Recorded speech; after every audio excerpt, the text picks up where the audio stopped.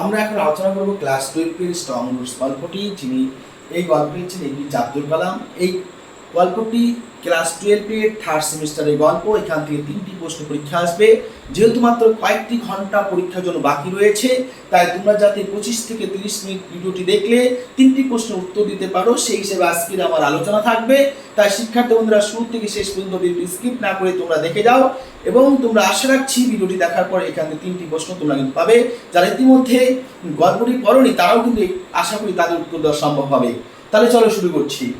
APJ strong roots গল্পটি লিখেছেন APJ Abdul Kalam. APJ Abdul Kalam যে গল্পটি লিখেছেন, এপিজে আব্দুল কালামের পুরো নামটা জানতে হবে। এটা বানান সহ মনে রাখতে হবে। আবুল ফকির জয়নুল আবদিন কালাম মনে রাখতে হবে।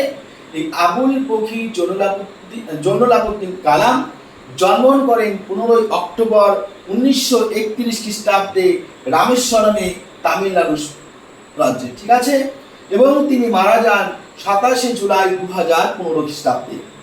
এবার এই যে এপিজে আব্দুল কালাম তিনি কি ছিলেন? তিনি ছিলেন রাইটার, লেখক ছিলেন। এবার হচ্ছে কি এরোস্পেস সায়েন্টিস্ট অর্থাৎ তিনি মহাকাশ প্রকৌশল বিজ্ঞানী ছিলেন। তিনি স্টেটম্যান ছিলেন, মানে একজন রাষ্ট্রনেতা ছিলেন, এবং তার সঙ্গে রাষ্ট্রনেতা বা রাষ্ট্রনায়ক ছিলেন। তার সাথে তিনি 11th প্রেসিডেন্ট অফ ইন্ডিয়া 2002 খ্রিস্টাব্দে ভারতবর্ষের 11তম রাষ্ট্রপতি হয়েছিলেন 2002 থেকে 2007 খ্রিস্টাব্দ পর্যন্ত। এবার তিনি সবচেয়ে জনপ্রিয়তা অর্জন করেছিলেন যেটা the missile man of India. এটার জন্য তিনি কিন্তু সবচেয়ে বেশি জনপ্রিয়তা অর্জন করেছিলেন। তার পিতা এবং মাতার নাম মনে রাখতে হবে, পরীক্ষা আসতে পারে। তার পিতার নাম ছিল জয়নুল আবদিন এবং মাতার নাম ছিল আশিয়াম্মা। এবার দেখো, এবার এই যে এপিজে আব্দুল কালাম তিনি ভারতবর্ষের এমন একজন ব্যক্তি ছিলেন যিনি একসাথে 40টি বিশ্ববিদ্যালয় থেকে তিনি কিন্তু ডক্টরেট ডিগ্রি লাভ করেছিলেন। 40টি বিশ্ববিদ্যালয় থেকে, মনে রাখবে, এটা মনে রাখার মতো প্রশ্ন। 40টি বিশ্ববিদ্যালয় থেকে তিনি কিন্তু ডক্টরেট ডিগ্রি লাভ করেছিলেন। তিনি যে পুরস্কারগুলি পেয়েছিলেন, তিনি পদ্মভূষণ পুরস্কার পেয়েছিলেন 1981 খ্রিস্টাব্দে। তিনি পদ্মবিভূষণ পুরস্কার পেয়েছিলেন 1990 খ্রিস্টাব্দে। ভারতরত্ন, ভারতের সর্বশ্রেষ্ঠ যে পুরস্কার ভারতরত্ন পুরস্কার তিনি পেয়েছিলেন 1997 খ্রিস্টাব্দে। এই যে গল্পটি আমরা পড়ছি, গল্পটি কোথা থেকে নেওয়া হয়েছে মনে রাখবে, এটা কিন্তু পরীক্ষা আসার মতো প্রশ্ন। The first chapter of wings of fire. এই যে উইংস অফ ফায়ারের প্রথম অধ্যায় এক অটোবায়োগ্রাফি, এটা কিন্তু একটা অটোবায়োগ্রাফি। যে first chapter of wings of fire, wings of fire যে প্রথম অধ্যায়, এই যে অটোবায়োগ্রাফিটা আছে সেখান থেকে নেওয়া হয়েছে। এটা যখন প্রকাশিত হয়, টাইমস অফ পাবলিকেশন, সেটা কত সালে হয়? জানুয়ারি 1999 খ্রিস্টাব্দে জানুয়ারি মাসে সেটা অরুণ তেওয়ারির সহযোগিতায় প্রকাশিত হয়। অরুণ তেওয়ারির সহযোগিতায়। এপিজে আব্দুল কালাম কিন্তু একা এটা সম্পন্ন করেননি, এপিজে আব্দুল কালামকে সহযোগিতা করেছেন অরুণ তেওয়ারি। এটা মনে রাখতে হবে, এখান থেকে কিন্তু প্রশ্ন আসতে পারে। আর এরকম প্রশ্ন যখন আসবে তখন তোমাদের কিন্তু উত্তর ভুল হয়ে যাবে। তার জন্য এই অরুণ তেওয়ারি নামটা তোমাদের মনে রাখতে হবে। অর্থাৎ আমি এখানে জয়ের কয়টি কথা বলবো, প্রতিটি কথাই তোমাদের জন্য যথেষ্ট গুরুত্বপূর্ণ। এবার চলে যাব আমরা মূল পাঠ্যাংশে।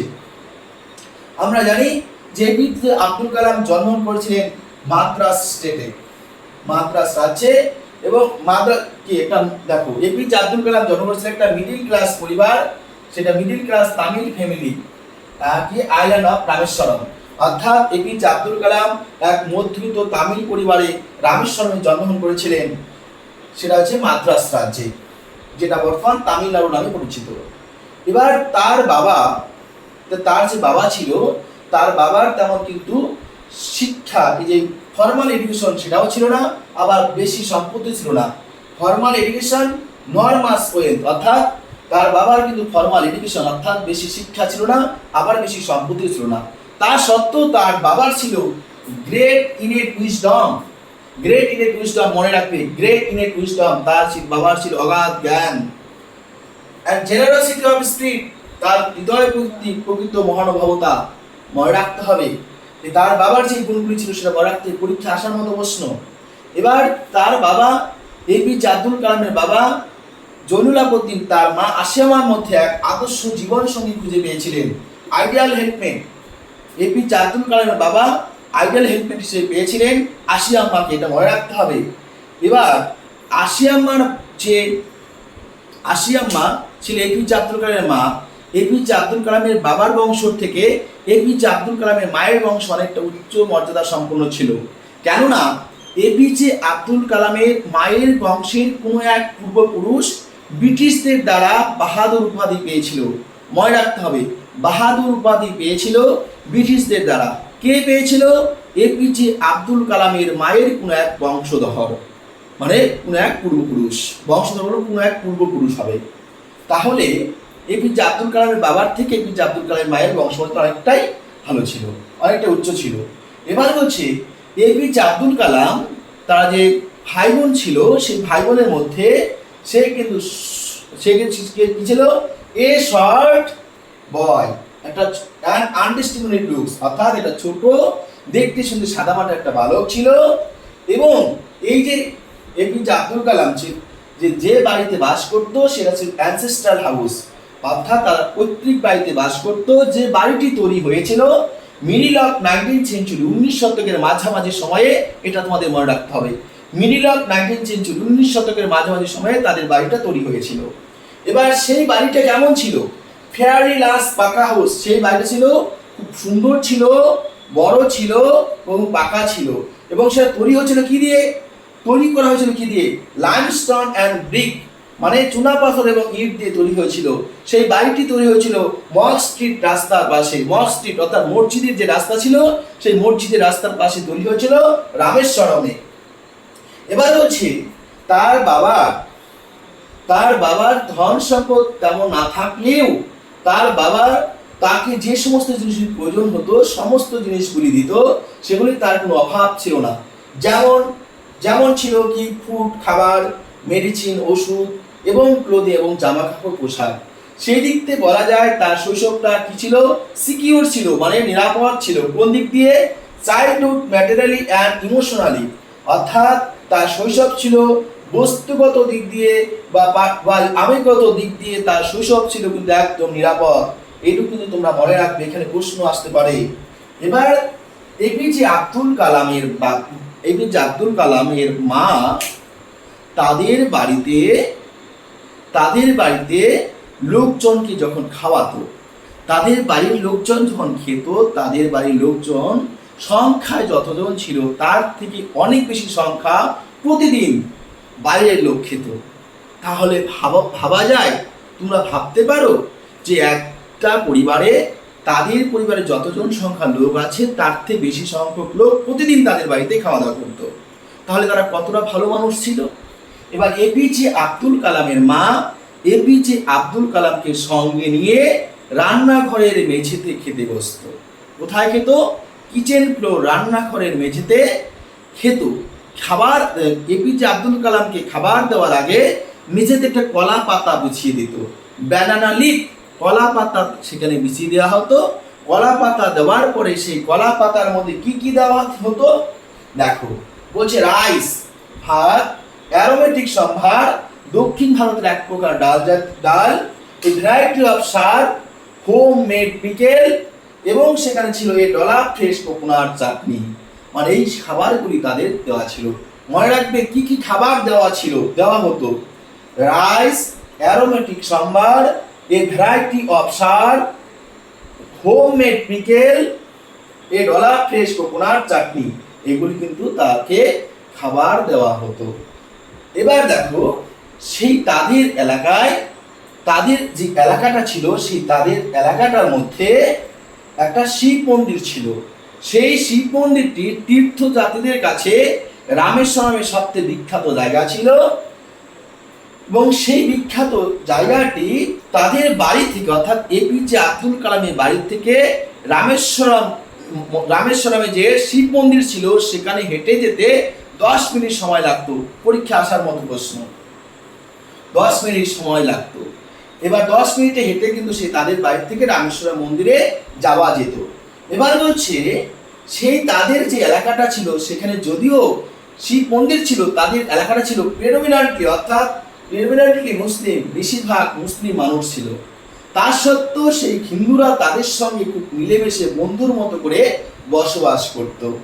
এবার তাদের এলাকায় একটা মসজিদ ছিল, পুরনো অনেক মসজিদ ছিল। সেই মসজিদের মধ্যে এপিজে আব্দুল কালামের বাবা জয়নুল আবেদিন প্রত্যেকটা দিন সন্ধ্যাবেলায় এপিজে আব্দুল কালামকে প্রার্থনা করার জন্য নিয়ে যেত, নামাজ পড়ার জন্য নিয়ে যেত।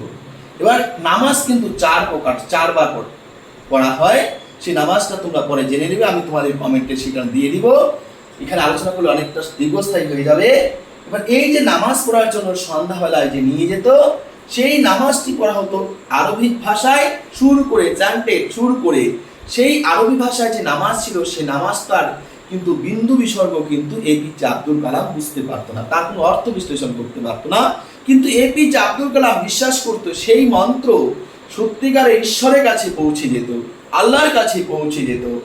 এবার কি বলছে, এবার যখন সেই এপিজে আব্দুল কালামের বাবা সেই মসজিদে প্রার্থনা করত, সেই মসজিদের বাইরে বিভিন্ন ধর্মের মানুষেরা তার জন্য অপেক্ষা করত হাতে এক বাটি জল নিয়ে। এপিজে আব্দুল কালামের বাবা যখন সেই মসজিদ থেকে বেরিয়ে আসতো, সেই মানুষেরা যারা অপেক্ষা করতো বাইরে, সেই জলপূর্ণ বাটি সেই এপিজে আব্দুল কালামের বাবা জয়নুল আবেদিনের কাছে দিত।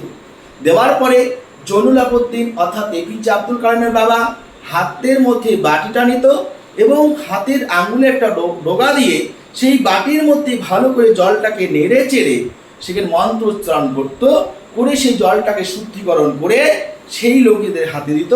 সেই লোকেরা তাদের বাড়িতে যে অসুস্থ লোক ছিল, ইনভ্যালিডস লোক ছিল, তাদের কাছে তাদের জন্য নিয়ে যেত এবং সেই জল বাড়িতে নিয়ে সেই অসুস্থ লোকেরা যখন পান করত, সেই লোকেরা সুস্থ হয়ে এপিজে আব্দুল কালামের বাবার কি আবার তাদের বাড়িতে ধন্যবাদ জানানোর জন্য আসত। যখন সেই অসুস্থ লোকেরা সুস্থ হয়ে এপিজে আব্দুল কালামের বাড়িতে তার বাবাকে ধন্যবাদ জানানোর জন্য আসতো, তখন এপিজে আব্দুল কালামের বাবা একটা মিষ্টি হাসি দিয়ে তিনি বলতো যে ধন্যবাদ আমাকে নয়, ধন্যবাদ যদি দিতে হয় তাহলে তোমরা ধন্যবাদ দেবে। তাহলে তোমরা ধন্যবাদ দেবে কাকে দেবে? ধন্যবাদ দেবে আল্লাহ দ্য মার্সিফুল, যিনি দয়াময়ী ঈশ্বর আল্লাহ, তাকে তোমরা ধন্যবাদ জ্ঞাপন করবে। দেখো, আমরা শিব মন্দিরের কথা জানলাম। সেই শিব মন্দিরে যে প্রধান পুরোহিত ছিল, এই নামটা তোমরা মনে রাখবে, এই নামটা পরীক্ষা আসার মতো প্রশ্ন। পক্ষী লক্ষ্মণ শাস্ত্রী, মনে রাখবে, পক্ষী লক্ষ্মণ শাস্ত্রী সেই মন্দিরের প্রধান পুরোহিত ছিলেন। এই পক্ষী লক্ষ্মণ শাস্ত্রী ছিল এপিজে আব্দুল কালামের বাবার একজন ঘনিষ্ঠ বন্ধু, ক্লোজ ফ্রেন্ড। তোমরা ভেবে দেখো, আমাদের সমাজ ব্যবস্থায় বর্তমানে আমরা হিন্দু মুসলিম নিয়ে বিতর্ক করছি। তৎকালীন যুগে এপিজে আব্দুল কালামের বাবা একজন মুসলমান কি ছিলেন? মৌলবী ছিলেন। আবার শিব মন্দিরে বিখ্যাত পুরোহিত ছিলেন কি? পক্ষী লক্ষ্মণ শাস্ত্রী। দুজনে ভালো বন্ধু ছিল, তাদের মধ্যে নানা বিষয়ে কথাবার্তা হতো, ধর্মীয় আলোচনা হতো, যার যার পোশাক পরে, যার যার পোশাক পরে। হিন্দু ধর্মের পুরোহিতরা যে ধরনের পোশাক পরে, সেই পোশাক পরে হিন্দু ধর্ম নিয়ে আলোচনা হতো। আবার মুসলিম ধর্মে যে পোশাক পরে তারা নামাজ পড়ে, সেই পোশাক পরেই এপিজে আব্দুল কালামের বাবা জয়নুল আবেদিন, তাদের মধ্যে কিন্তু ধর্মীয় আলোচনা হতো, তাদের মধ্যে বিভেদ ছিল না। এবার তাদের মধ্যে যে আলোচনা হতো, সেই আলোচনা সত্যিই কিন্তু আমাদের বর্তমান সমাজ ব্যবস্থা থেকে অনেকটা হয়তো আলাদা। যাই হোক, এবার দেখো আমাদের এখানে প্রশ্ন আসা মতো, তাহলে প্রশ্ন আমরা পেলাম কি? পেলাম যে জলপূর্ণ বাটি ছিল, সেই জলপূর্ণ বাটি কাদের জন্য নিয়ে যাওয়া হতো? ইনভ্যালিডস পিপল, মানে অসুস্থ লোকেদের জন্য। সেই শিব মন্দিরটা কোথায় ছিল? রামেশ্বরমে ছিল। মনে রাখবে, সেই রামেশ্বরের শিব মন্দিরের প্রধান পুরোহিত নাম ছিল কি? পক্ষী লক্ষ্মণ শাস্ত্রী। এবার রামেশ্বরমে যে মন্দিরটা ছিল, শিব মন্দির ছিল, সেটা এপিজে আব্দুল কালামের বাড়ির থেকে হেঁটে যেতে কয় মিনিট সময় লাগে? 10 মিনিট সময় লাগে। প্রত্যেকটি কথাই আমার আজকে কিন্তু প্রশ্নের মধ্যে রয়েছে, তাই তোমরা ভালো করে শুনতে থাকো পরপর ভাবে। এবার দেখো, এবার তাদের মধ্যে এবার এপিজে আব্দুল কালামের বাবা যখন তাদের বাড়িতে, তাদের গ্রামে বিভিন্ন বিষয় আলোচনা করার মতো অবস্থা হতো, মানুষজন বুঝতে পারতো না, তিনি কিন্তু সেই আধ্যাত্মিক বিষয়গুলি, স্পিরিচুয়াল কনসেপ্টসগুলি, যে আধ্যাত্মিক যে বিষয়গুলি ছিল, সেগুলি ঘরোয়া তামিল ভাষায় কিন্তু ভালো করে বোঝাতে পারতেন। যে কোনো বিষয় বোঝাতে পারতেন, তিনি কিন্তু সেগুলি ভালো করে বোঝাতেন। এবার বলছি দেখো, এবার তিনি বলেছেন যে মানুষ যখন বিপদে পড়ে তখন মানুষ কিন্তু এমন কাউকে খোঁজে যে বিপদ থেকে তাকে রক্ষা করতে পারবে। মানুষ যখন একা থাকে তখন এমন কাউকে খোঁজে যে মানুষকে সে সঙ্গ দিতে পারবে। মানুষ যখন কোনো সমস্যায় হয় সে এমন কাউকে খুঁজে বেড়ায় যাতে সেই সমস্যা থেকে সমাধান দিতে পারে। কিন্তু দেখো, এবার মানুষের যখন খারাপ সময় আসে তখন মানুষকে কি করে, তাকে শিক্ষা দিয়ে যায়। কারণ খারাপ সময় সবসময় মানুষকে আত্মসমীক্ষার সুযোগ এনে দেয়, নিজেকে শুধরানোর সুযোগ এনে দেয়। তাই বলছে অ্যাডভার্সিটি অলওয়েজ ইন্ট্রোস্পেকশন। খারাপ সময় যখনই আসবে তখন তোমার পক্ষে সেটা অনেকটা ভালো হবে। তুমি প্রতিটি মানুষকে চিনতে পারবে, তোমার পাশে কে আছে, তোমার পাশে কে নেই। তাই খারাপ সময় যখন আসবে সেই খারাপ সময় কিন্তু তোমাকে পথ দেখাবে। তাই প্রতিটি মানুষের খারাপ সময় আসা দরকার। সেই খারাপ সময় বলছি অ্যাডভার্সিটি অলওয়েজ ইন্ট্রোস্পেকশন, মানে খারাপ সময় সর্বদাই মানুষকে আত্মসমীক্ষার সুযোগ এনে দেয়। তুমি যদি খারাপ সময়ের মধ্যে না পড়ো তাহলে তুমি কখনো বড় হতে পারবে না। তুমি যদি আঘাত না পাও কোনদিন তুমি শিখতে পারবে না। তুমি যদি কষ্ট না করো তাহলে তুমি কিন্তু সুখের মর্যাদা পাবে না। যাই হোক, এবার দেখো তাহলে সেই কি বলছে এপিজে আব্দুল কালাম বলছেন, এপিজে আব্দুল কালামের বাবা বলছেন খারাপ সময় মানুষকে নিজেকে শেখার সুযোগ করে দেয়।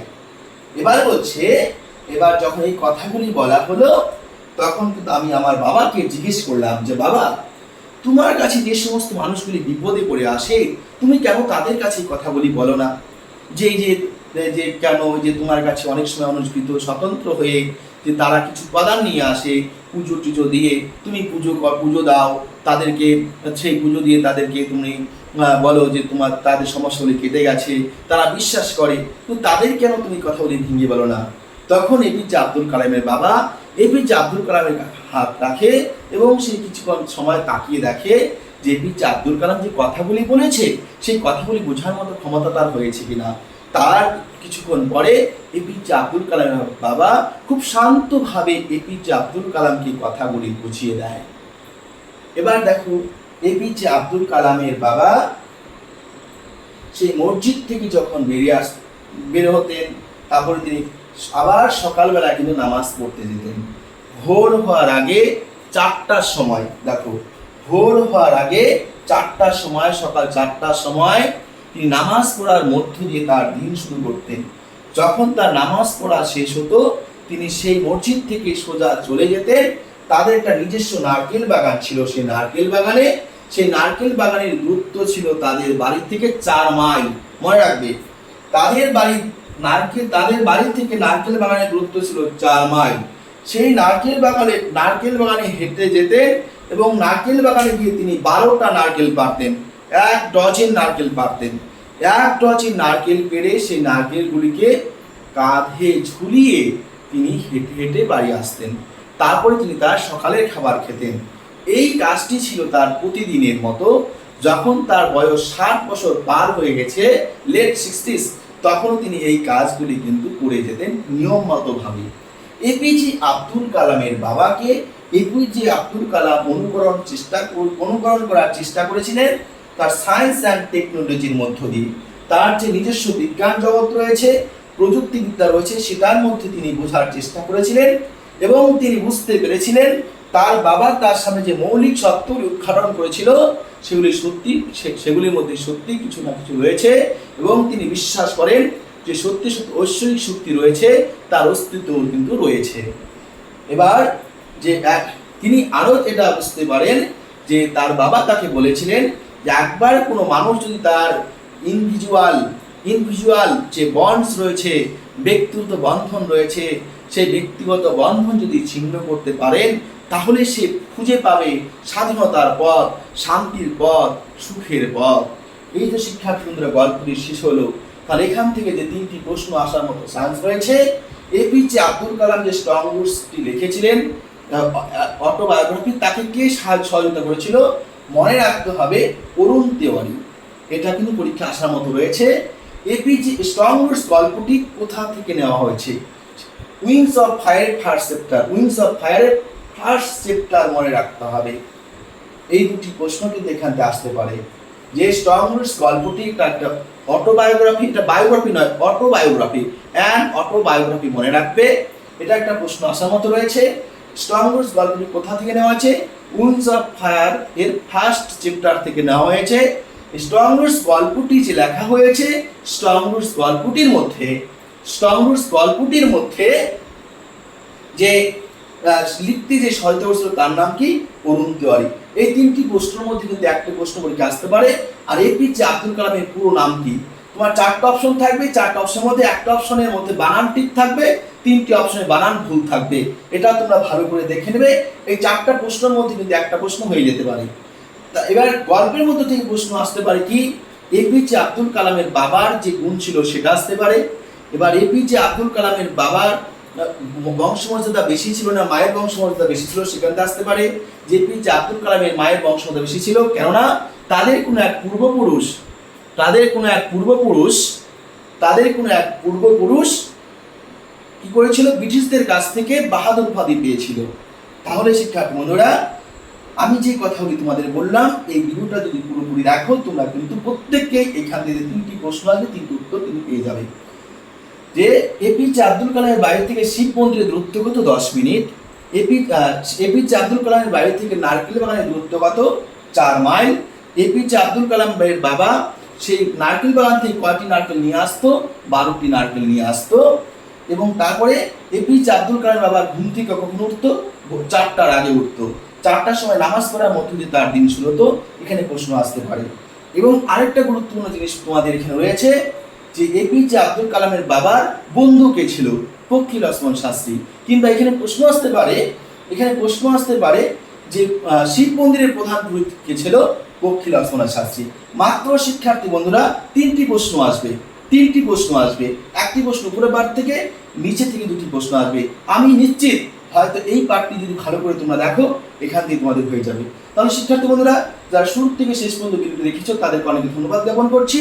এবং যারা চ্যানেলে নতুন এসেছে তারা অবশ্যই চ্যানেলটিকে সাবস্ক্রাইব করে নেবে, পাশে থাকা বেল আইকনটি ক্লিক করে নেবে।